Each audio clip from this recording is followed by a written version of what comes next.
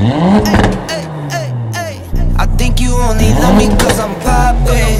This a layup, this a rebound, then it's driving. Tyson with the fade, not the hair, my hands rockin'. When I link with ballpoint, you know it's knockin'. I'm not the same. Thinking money made me change, nothing else to blame. Bougie stuck up in my way, singing Gucci gang. Gucci, Gucci, Gucci gang, think I'm Gucci Mane. I'm just playing in the cut, I got my Vans on. I'm not selfish, I get on and put my mans on.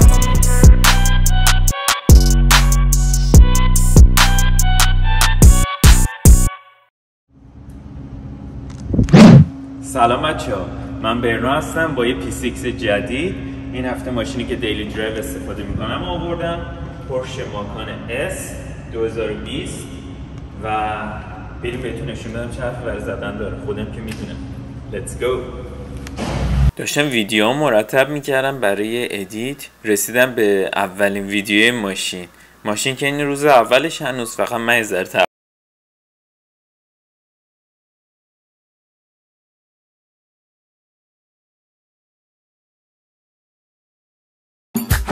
دوست سالی چشام دنبالته، دل من شب و روز دنبال دلته، ما که روی چنبالت پیدا میشه همه میپرسن. خب بریم ببینیم این ماشین چه صدایی میده. اول که چیز باحال پورشه و مازراتی اینه که استارترشون سمت راست، سمت چپه، ببخشید دست چپ و راست اونم یادم رفت، سمت چپه. اگه میدونین چرا این دوتا ماشین سمت چپ میزنه استارترشون برام کامنت کنین. من خودم میدونم، من شما میدونی یا نه. من تشویق میکنم کامنت بزنین برام.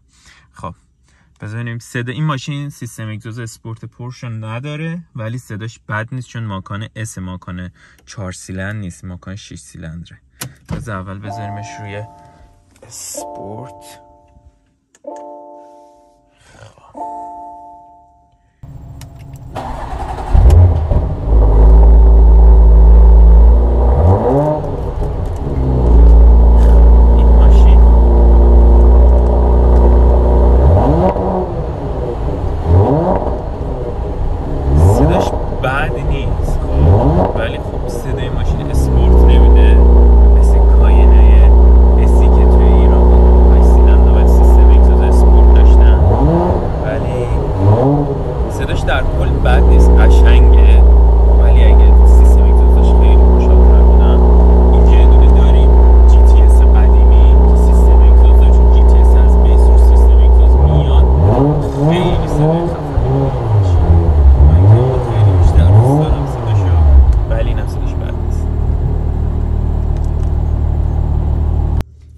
هیجان انگیز و جالب برای من توی پورشه سویچش، این سویچ رو از سال 2011 برای پانامرا زد و کاین که هنوز جذابه. یه آپشن خیلی جذاب که پورش داره اینه که شما میتونید رنگ بیرون سویچ رو با رنگ بدنی ماشین مچ کنین. یه کاوری که من الان بالا انداختم کاورشو، کاورم هم رنگ اینتریور ماشین میاد که یعنی قرمز با مشکی و کاور روش هم چرمی خیلی خوشگله. کاور بهتون نشون میدم.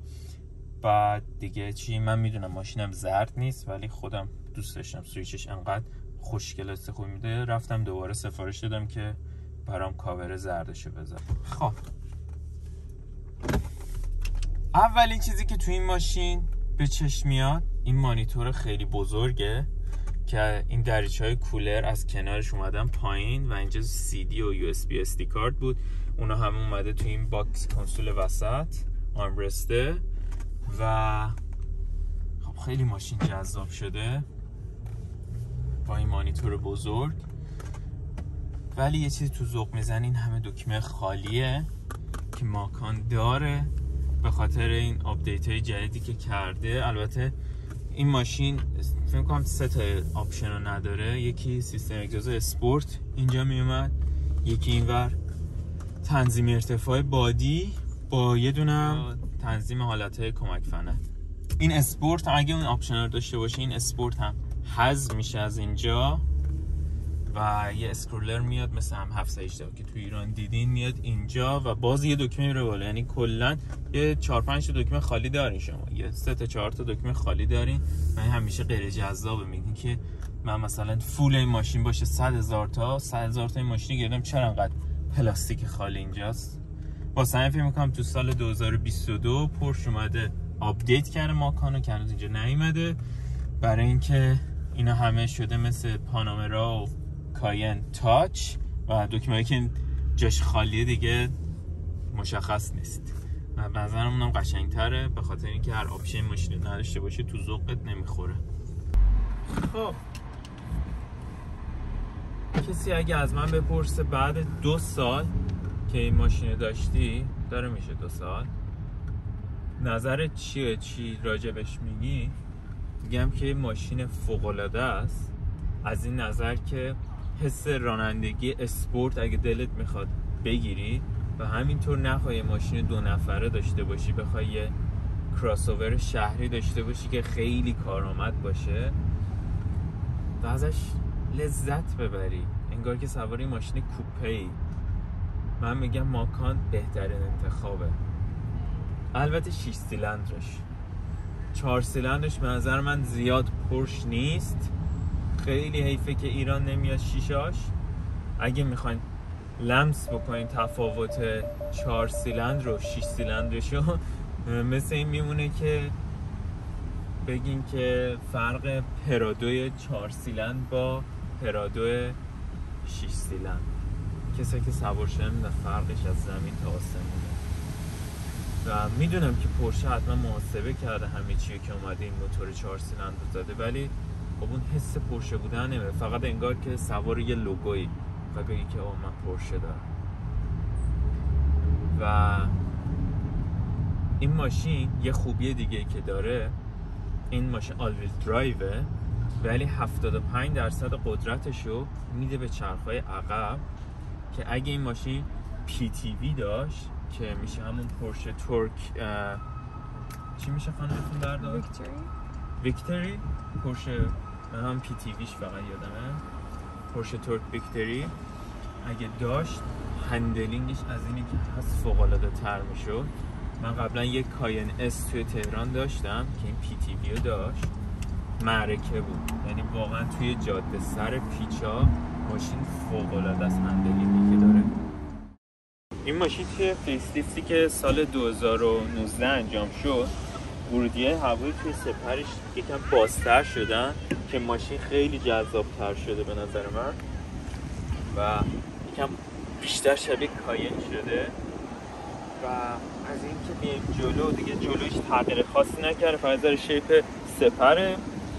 توی کانادا بیس چراغای پورش شده LED که البته چراغ این ماشین آپگرید شده به PDLS پلاس که یه آپشن $1400 و دیلایت های ماشین خیلی جذاب شده. 4 تا LED خطی دیگه تو سپر دیلایت نداریم و این ماشین سر پیچا چراغاش به اصطلاح میچرخه و های بیم اسیست داره که همون نوربالای اتوماتیک تو سرعت‌های مختلف بر اساس رفلکت. واقعا توش خوشگله. من تو کاسه یه چراغ یه ماشین چقدر میتونه خوشگل باشه اگه همه دیتیلا رو نگاه بکنی.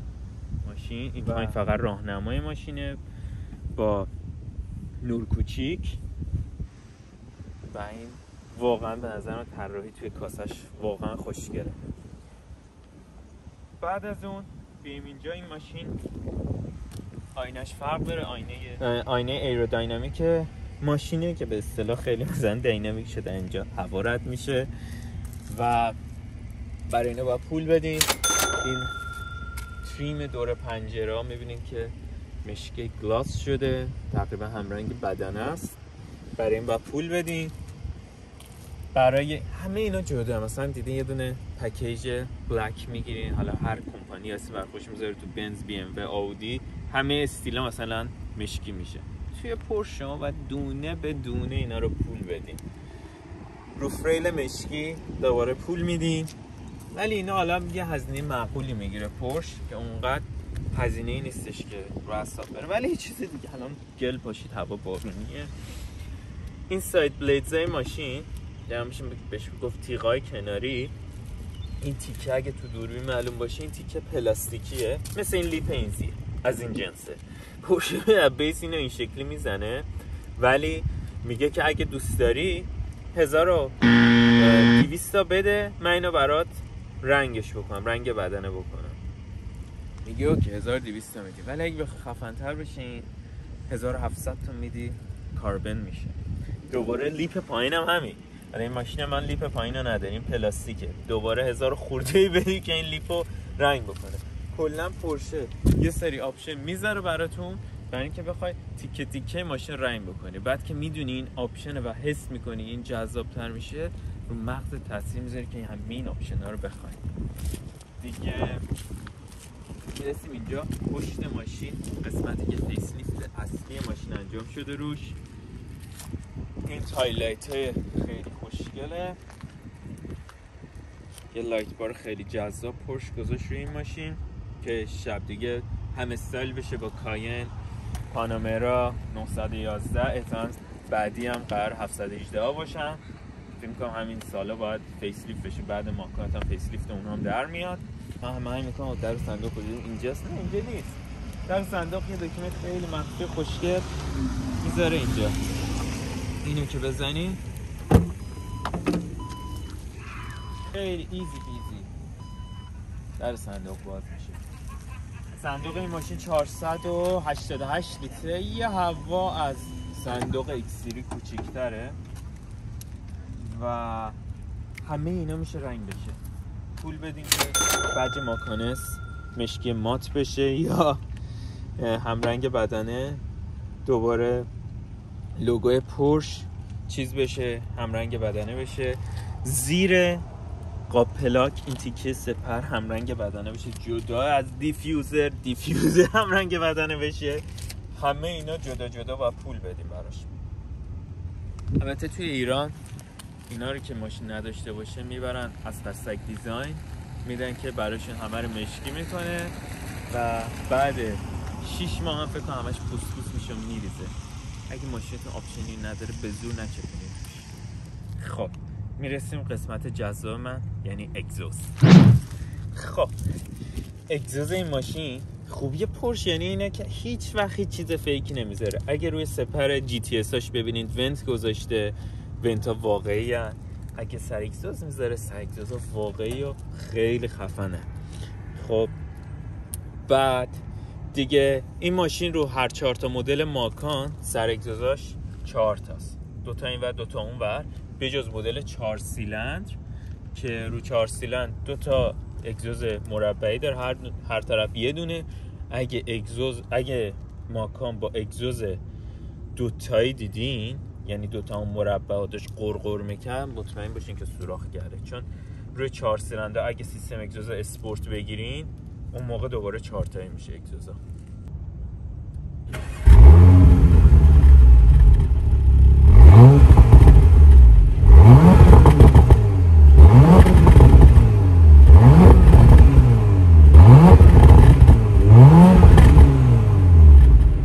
یه چیز دیگه که من عاشق پورشم، انقدر دیتیل آخه کجا دیتیل؟ این لنز دوربین عقبه و این پلاستیکی که اینجا میبینید آبهاش لنز دوربین عقبه که واقعا تو زمستونا پایید، مخصوصا تو ونکوور که انقدر بارون میاد به درد میخوره. وقتی گلولای میپاشه به لنز دوربین، آب پاشش لنز تمیز میشه. بریم ببینیم کاپوت چه خبره. یه دونه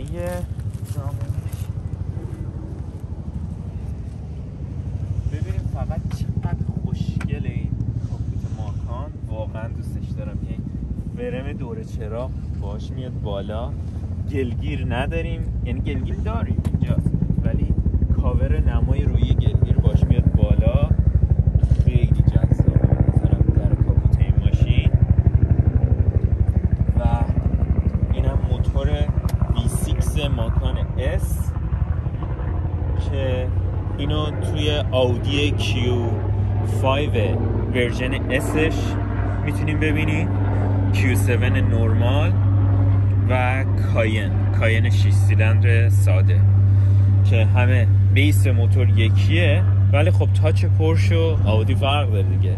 عددهایی که پورش داره میگیره صدایی که انجینش داره میده، حسی که به توی اتاق منتقل میکنه این انجین، همش با هم فرق داره، ولی خب کلیت انجین یکیه.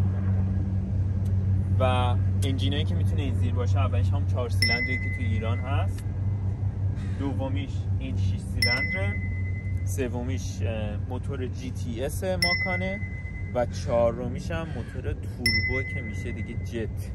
من هم کی میخره واقعا خیلی، چون باید پول یه دونه کاینو بدی ولی ماکان توربو داره دیگه. به درد کانادا که نمیخوره، چون جای نمیتونی باش گاز بدی. در ماشینا رو ول ندی. بیاد پایین. پورشه برای ماکان S 8 رینگ معرفی کرده که اینجا میتونید قیمتاش هم ببینین. 2 مدل توربو و کلاسیک خودشون 4 تا SL مختلف دارن. این رینگا از 19 اینچ شروع میشه تا 21 اینچ و زیر این ماشین رینگ توربو رو میبینیم با رنگ جت بلک که با رنگ بدنه این ماشین که جت بلک یکیه. رینگایی که تو تصویر میبینین آبیان، این رینگای رنگ بدنن که شما هر رنگی رنگ بدنی ماشین باشه رینگاتون به اون رنگ در میاد که یکم بیرده. بریم ببینیم پوزیشن نشستن پشت فرمون ماکان چجوریه.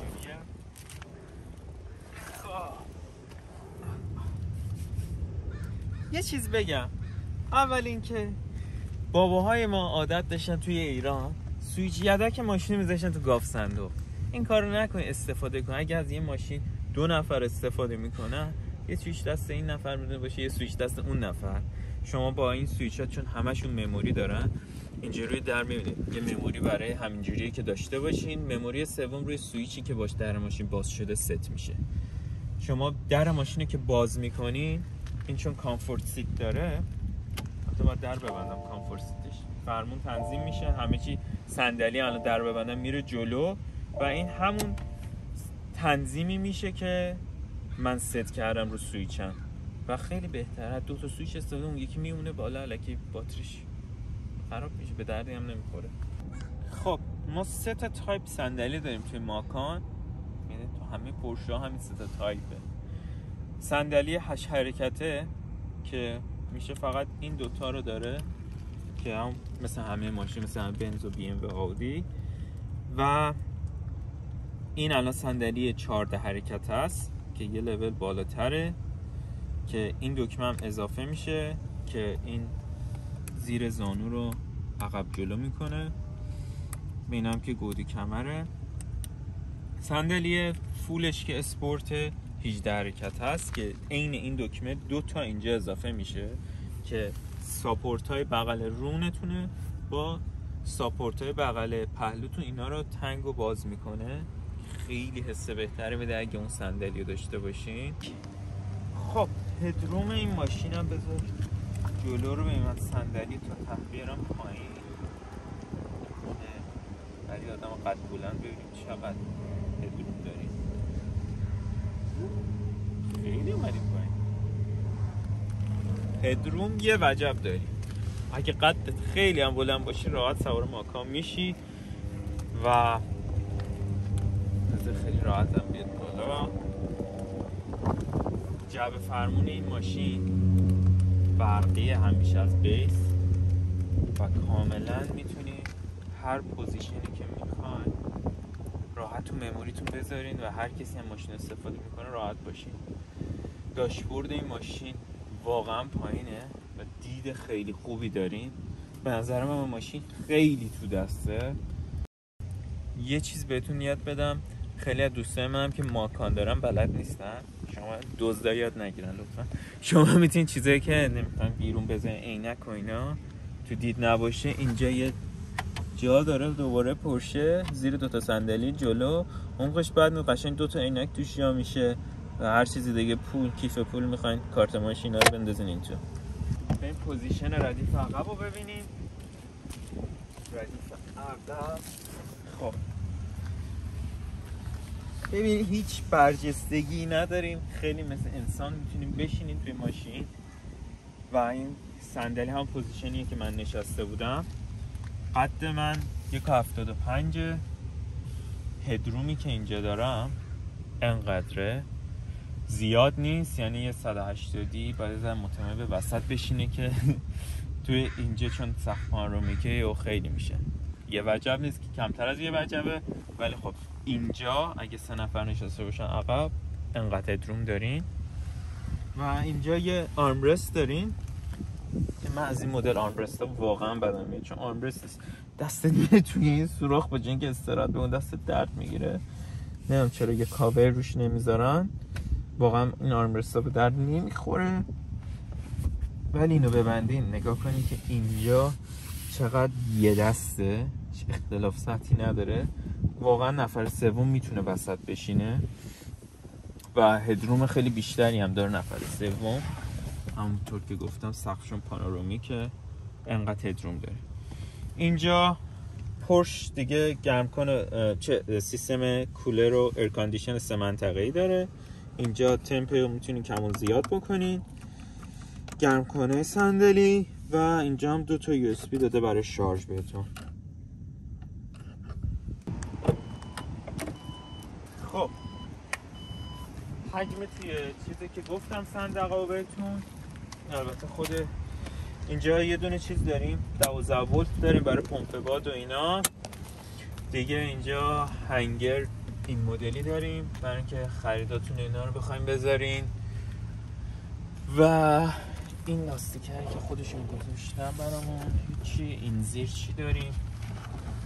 ساب بوفر خفن بوزو داریم، جک و این لاستیک زاپاسمونه. اینا دیگه خرت و پرتای منه دیگه. این چیه؟ اینا برای باتری ماشینه که مسافرت میریم باتریشو بذاریم به برق باشه.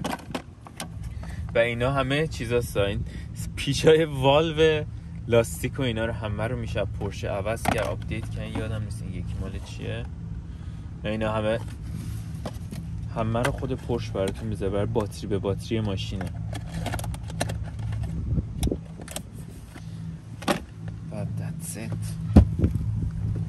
توش اونقدر بزرگ نیست به خاطر این کروی که داره در صندوق، ولی کارآمده. اینو که بردارین خیلی خوبه. بعدیش اینه که از اینجا نمیتونین در صندلی عقب فلت بکنین،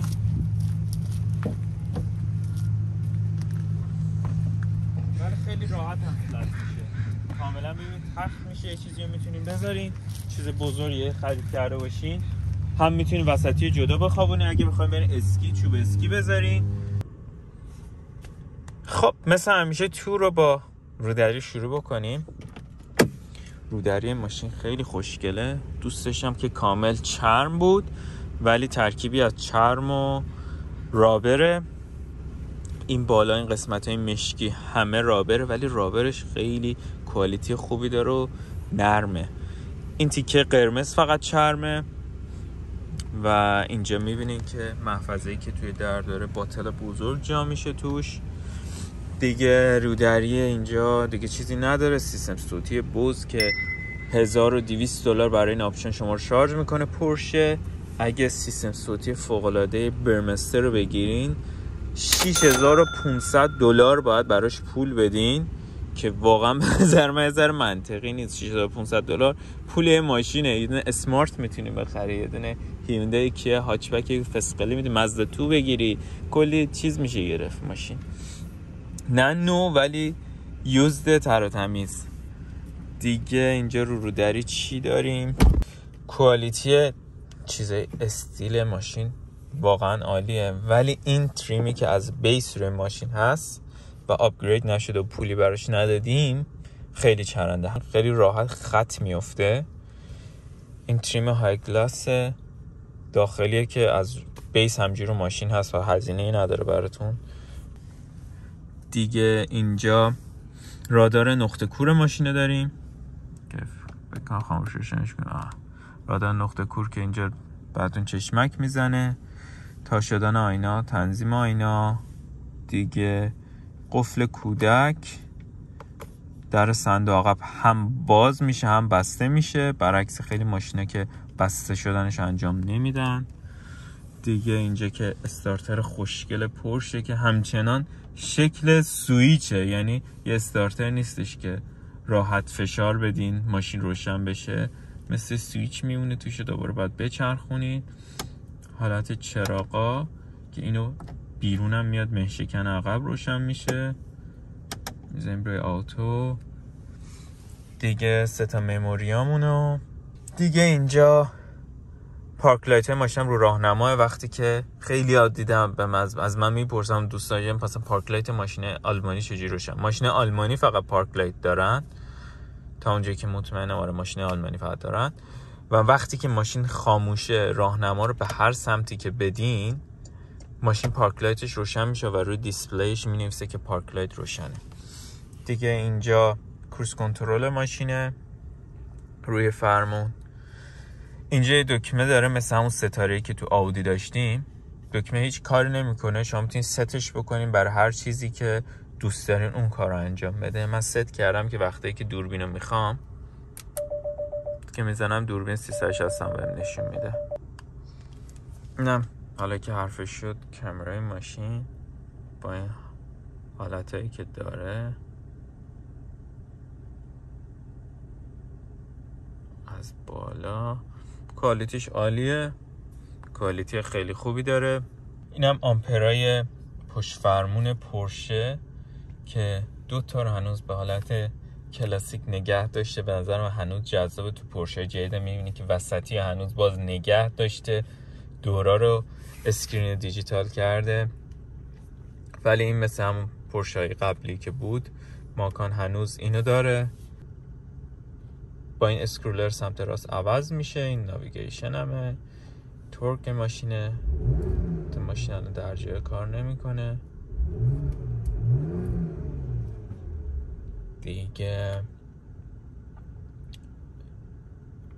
همینه. ستینگ اینا اسکرینم به حالت نرمالشه که اینه که همین گیجامونه دیگه. مسیجا رو میگه، هیچ فالتی نداره. سرویس بعدی ماشین که دیگه همه ستینگ دیسپلی اینجا، ساعت ماشین و زبانش و این دکمه ای که روی استرینگ ویل هست و اینجا میتونین بگین چی باشه. قفل ماشین، لایتا، همه توی این ستینگه دیگه. این پشت چیز خاصی نداریم. گرم کنه فرمونم یه دکمه مخفیه اینجا که اینو میزنین این بالا مینویسه که گرم کنه فرمونتون روشن شده. خب بریم سراغ قسمتی که برای خیلی محبوب کرونو پکیج که بهش میگن پکیج به خاطر اینکه فقط 1 ساعت نیست. وقتی که کرونو پکیج بگیرین ماشین توی ستینگش یه تغییری به وجود میاد. دکمه اسپورت پلاس بهش اضافه میشه و این دکمه اسپورت از اینجا حذف میشه و همه میاد میشه یه اسکرولر اینجا که شما سلکت میکنین حالت رانندگیتون اسپورت باشه، کامفورت باشه، اسپورت پلاس باشه یا ایندیویدوال. پس دوباره یه دکمه از این پد این وسط کم میشه و شما اینجا یه ساعت اسپورت دارین. ولی این کرونو نیست. یه آپشن دیگه که به نظر من برای SUV ها خیلی منطقیه، فقط رو کاین و ماکان داره پورشه، کامپس یا همون قطب‌نما که قطب‌نما فقط اینجا یه دونه قطب‌نما خوشگل میاد که میتونین رنگ اسکرینش هم با آمپراتون ست بکنین، عوض بکنین، از اون آپشن استفاده بکنین. ولی دیگه هیچ چیزی اضافه نمیشه. قطب‌نما منطقی تره به خاطر اینکه $500 و شما هیچ وقت با ماشین SUV نمیرین درگ یا ریس که واسه همین اسپورت پلاس اونقدر به دردتون نمیخوره، مخصوصا توی کانادا، به خاطر اینکه کرونو پکیج حدود $1500 اگه اشتباه نکنم، ولی کامپس $500 یعنی $1000 اضافه تر میدین فقط به خاطر یه اسکرولر سلکتور اینجا و اینکه ماشین اسپورت پلاس داشته باشه. حالا اگه دلتون نخواد هیچ کدوم اینا رو داشته باشین و دوستم ندارین که داشبوردتون اینجا فلت باشه، حس میکنین از قیافه پورشه بودن در میاد اگه اینجا ساعت نداشته باشه داشبوردتون، پورشه کانادا و آمریکا از بیس خودشون بدون هیچ هزینه‌ای ساعت میذارن اینجا. این یه ساعت آنالوگ ساده است مثل ساعت مرسدس بنز و این آپشن توی اروپا نداریم متاسفانه، که به نظر من آپشن خیلی خوبه، ولی دیگه صفحه‌شو نمیتونین رنگشو تغییر بدین، فقط همینه دیگه. خب صفحه اصلی مانیتور به این صورت شده دیگه، آپدیت شده با آخرین ورژن افزار پورشه که رو پانامرا کاین 911 هست دیگه. توی هومش اینجا دسترسی داریم به اپل کارپلی، مپتون رو اینجا دارین، جا که آدیو هرچی باشه همه چی واضحه. تبایی که دارین، نویگیشن با کوالیتی خیلی خوب و تاچ خیلی عالی داره، مثل آیفون میمونه.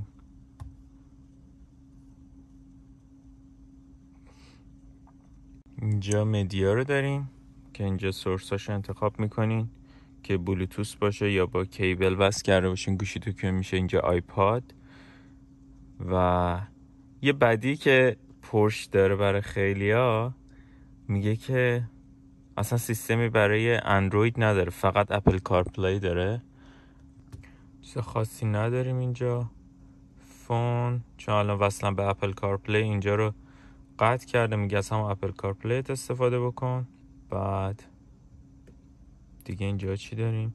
اینا هم دیگه همه چیزای نرمال هر ماشین، یه چیز عجیب غریبی تو ستینگش نداره که بخوام نشونتون بدم. دیگه این اپساشه که من به خاطر اینکه احتیاج نداشتم غیر فعال شده. 1 سال بهتون فری میده پورشه، میگه اگه خواستی ممبرشیپشو بده، چیزی گرونی هم نیست.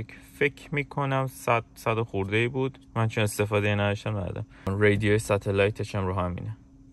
اپل کارپلیش یه بعدیشه، میخوای بری تو صفحه اصلی اپل کارپلیش، اینجا گزینه دوربین روی همن.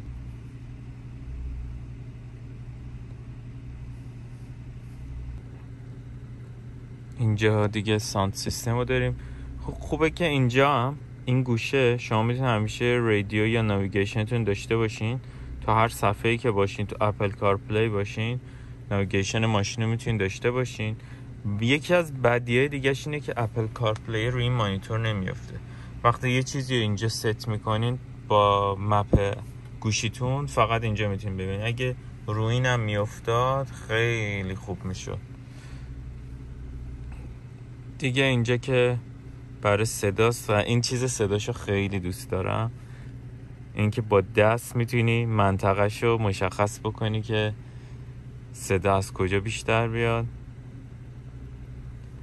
بعد دیگه این همین بساطاشه. این هم ستینگشه که چیز عجیب غریبی نداره بخوام براتون توضیح بدم توی این ستینگ. مثل همه ماشیناست، بی خودی وقتتون رو نمیگیرم. فکر میکنم جذاب ترین چیز پورشه برای همه از سال 2011 وقتی پانامرا اومد، یعنی برای همه عشق ماشینا، این پنلی بود که اینجا درست شده بود پر از دکمه و تو پانامراهای فول اون موقع تا این پایین فیلم پر میشد کامل. ولی خب الان به خاطر آپشنایی که هم تو 718 و 911 ماکان بود، این تا ته پر نمیشد. توی مثلا ماکان نه پرده برقی است، نه دیگه میگم که اگه شما کورنا پکیج داشته باشه همین اسپورت هم از دست میدین، میره روی فرمون اسپورت و اسپورت پلاس، دیگه همینجوری دکمه خالی زیاد میموند و این بدیشه. ولی باز هنوزم به نظر من جذاب این همه دکمه اینجا داریم. از بالا بزنی نشون بدم اینکه برای شیب اینم قبلا پایین بود، اینجا دکمه قفل ماشین بود که اینا اومده بالا. فلشرها دیگه دکمه های ایر کاندیشنه که همه خیلی کوالیتی بالایی دارن. دیگه اینم دکمه الکیه ولی قشنگه به نظر من. لازم نبود انقدر دونه دونه برای هر کدوم از این حالت ها پورشه بخواد دکمه بذاره. با یه دکمه هم میتونست همه این کارا رو بکنه. گرم کن سرد کنه ماشین.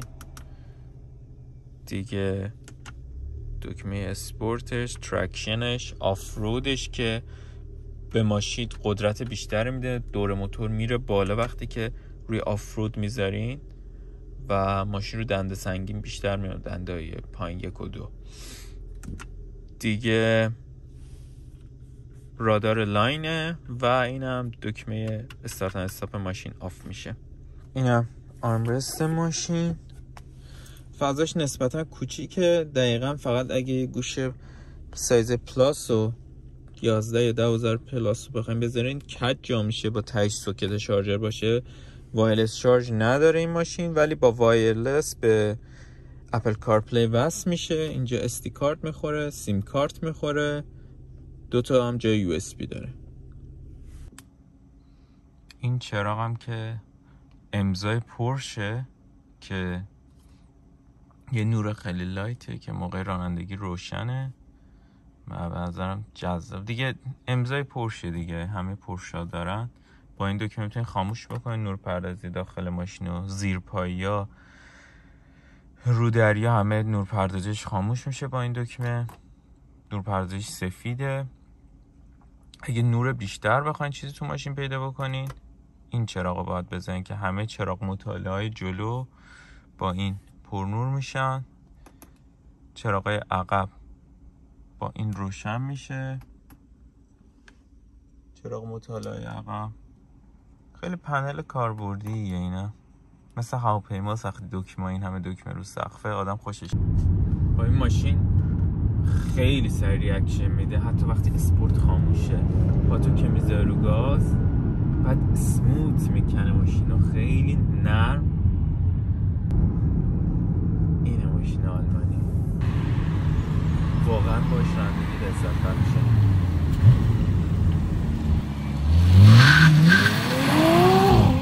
اگه باش نرمال رانندگی بکنی اصلا ماشین نویزی نیست، نخواهی گاز تخته بکنی و پدل شیفتر رو دنده معکوس بدی. به خاطر اینکه این ماشین خیلی عایق بندی خوبی داره پورشه ها که اصلا سیستم اگزوز هم داشته باشه صدا اونقدر تو اذیت نمیکنه، رو مخت نیست اعصابتو به هم بریزه. اعصاب بقیه که بیرونن رو به هم میریزه. این اولا به خاطر عایق بندی خوبه و این کوت پریویسی گلاسه که جزء آپشنه توی ماشین، هم که شیشه عقب دودی میشه هم یه کوتی میاد روشون که عایق صوتیه و همه وقتی شیشه بالا سکوت محض، انگار سوار لکسوسی. این ماشین خیلی معرکه است ولی یه سری ایراد هم داره. الان اگه بریم تو سایت آتو تریدر، همون بامای خودمون، بخوایم ماکانا رو ببینی، الان شما میتونید ماکان 2015 بخری مثلا $40,000. حالا $40,000 یو مثلا یه نصف میشه دیگه. و ببینین که این ماشین برات منطقی هست خریدش یا نه. به خاطر اینکه سرویس های پورشه خیلی گرونه. پورش مازراتی جزء ماشین مازراتی حالا اینجا خیلی تو سرش میخوره به خاطر اینکه یوزش اونقدر مشتری نداره و اونقدر ماشین پرطرفداری توی کانادا، حداقل تو ونکوور که ماشین پرطرفداری نیست. سکند هندا شما وقتی ماشین میخرین، ماشینی که مثلا اگه دسته جوون باشه رس ماشین کشیده باشه، همه هزینه‌های سرویسش میفته. سرویس های عادی این ماشین، من صفری ماشین دارم، سالی یک بار میره سرویس.